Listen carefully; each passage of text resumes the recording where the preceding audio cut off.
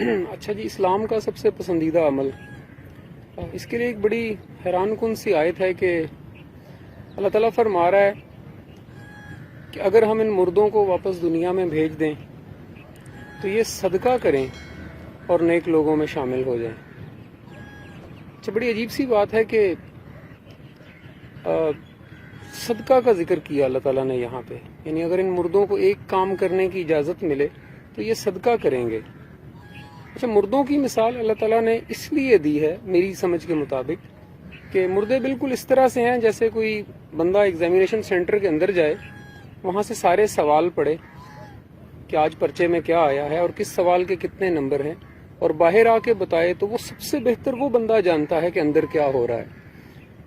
اب مردوں نے چونکہ وہ سارا حساب کتاب دیکھ لیا، سارے اعمال کا اجر بھی دیکھ لیا، نماز، روزہ، حج، زکوٰۃ، ساری چیزیں کیا کیا ویلیو رکھتی ہیں، تو ان کو جو چیز سب سے زیادہ وزنی نظر آئی وہ دنیا میں آ کے وہی کام کرنا چاہیں گے۔ میں آیت دہراتا ہوں، اللہ تعالیٰ فرما رہا ہے کہ اگر ہم ان مردوں کو واپس بھیج دیں تو یہ صدقہ کریں اور نیک لوگوں میں شامل ہو جائیں۔ تو اتنا زیادہ زور تھا صدقے پر۔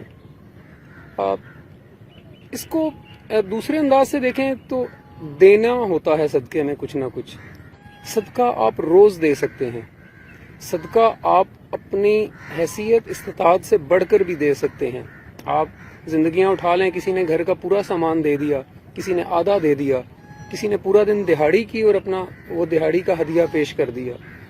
تو صدقے کو اس لیے چنا گیا کہ یہ روز کی بنیادوں پر ہوتا ہے۔ اچھا، اس کی صرف مالی شکل ہی ضروری نہیں ہے، یعنی اگر اللہ تعالیٰ نے مردوں کی زبانی ہمیں یہ ایک بات سنائی ہے تو یہ صرف مالدار لوگوں پر اپلائی نہیں ہوتی کہ راستے سے پتھر ہٹانا بھی صدقہ ہے، تعزیت کے لیے جانا بھی صدقہ ہے، تیمارداری کے لیے جانا بھی صدقہ ہے، مسکرا کر دیکھنا بھی صدقہ ہے، کسی کو وزن اٹھا دینا صدقہ ہے، کسی کو راستہ بتا دینا بھی صدقہ ہے۔ تو اس لیے مردوں کو اگر چوائس ملی تو وہ صدقہ کریں گے، کیونکہ انہوں نے دیکھ لیا ہے کہ اس کا کتنا بڑا اجر ہے۔ تو یقین جانیے، پیسے ضروری نہیں ہیں، پیسے دے سکتے ہیں تو لازمی دیں، ورنہ صدقے کی بہت شکلیں ہیں، صدقہ کریں ضرور، سب سے زیادہ یہ کام آنے والا ہے۔ اللہ تعالیٰ ہمیں سمجھنے کی اور عمل کرنے کی توفیق دے۔